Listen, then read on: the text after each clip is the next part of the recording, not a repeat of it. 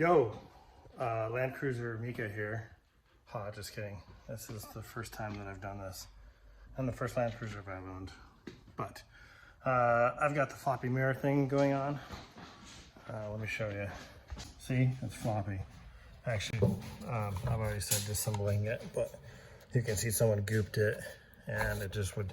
This one, the mirror is actually fine, but that hinge is messed up. The other side, the mirror's all wobbly. So I watched a video, which I will link below, that shows how to take this apart. And it's saying that there's a clip down here.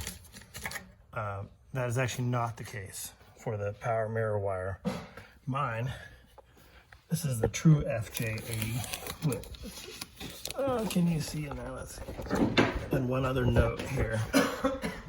There's the clip, but if you look up higher, there's a retaining clip for the wire into the door. So you need to pop that off as well. This is a challenging spot to get to because this is the window rail. And let's see if I can show you on this clip. If you rotate it, there's a little clip on each side. And I think on one side I can just get like a little pick to push in on there. Let's see. I can get it rotated again. So you can see, tough to get a camera in there with my hand, let alone two hands. So this side, as you can see, looks like it would pull right out, but it does not. On this side, there's a little retaining clip. And depending on how careful you want to get with this, you can see that clip that's holding the wire right there. You can see it's taped. It's like a little T that's taped.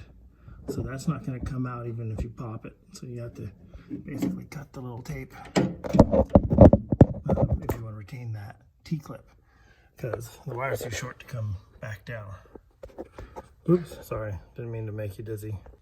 So you can see the little clip there, and you can't really see them on that mirror, so I'll show you on these replacement mirrors that I bought. They are not OEM, they're black, but goes right.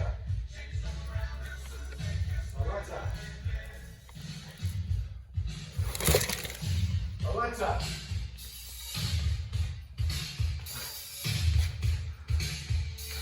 Alexa, shut up! Listens about as good as any woman does, right? That's in the video. She's like on a mind of her own, right? Yeah.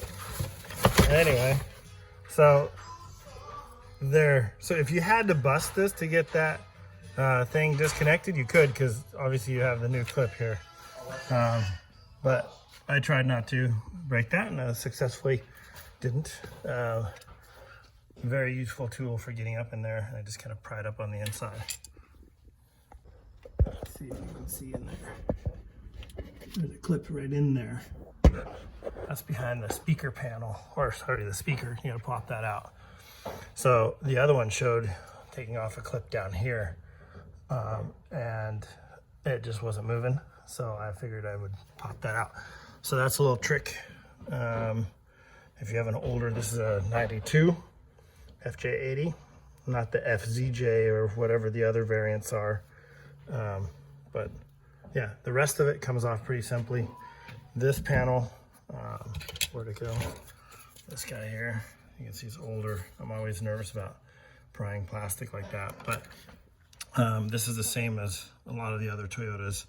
There's two clips in the bottom, and there's the one on the top. So if you take the one on the top first, then you can kind of lift off the clips on the bottom here. So what I did is I actually used a body panel or a trim panel puller tool. But if you don't have that, you can use a screwdriver. And here we have one removed floppy mirror that maybe could be repaired by somebody who wanted to. I'm not going to, because the replacements were 120 bucks, and I don't care that they're not the same color. But you can see I just sliced the basically electrical tape that was holding that. And so the new mirror is just being currently held on by one bolt.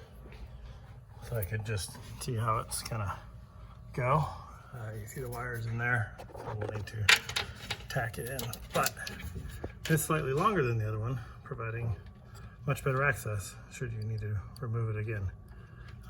So we'll have to secure this maybe in a different spot up there so it doesn't flop around and make some noise.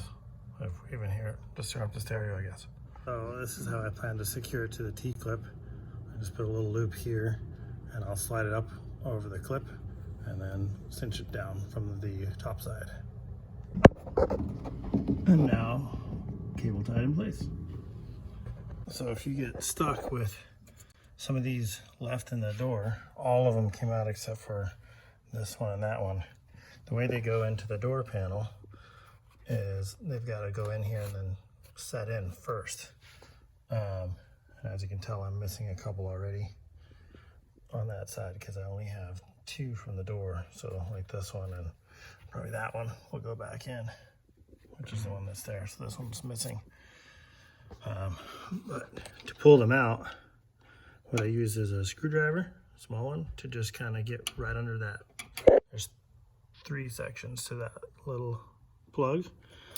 Stuck a screwdriver in there, and then this tool back behind and just pushed. And what it does is on this, there it is, on that clip, it compresses these.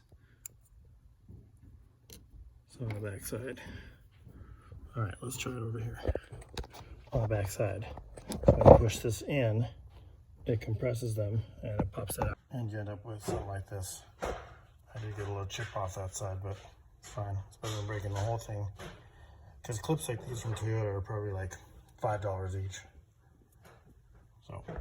So the OE screws don't work in this mirror, but you get the hardware with it. However, the washer is too small and it bottoms into the mirror, the captive nut on the inside of the mirror, housing out on this side. And so in order to get them snug, had to have some extra washers to put back behind there. So that's something to know about if you use these types of mirrors, to just have those on hand. Otherwise it will be flopping, which is not a big deal because you can just pop this off and, you know, go to the hardware store. You don't have to take the whole door panel apart. And now for the moment of truth. Let's see if it works.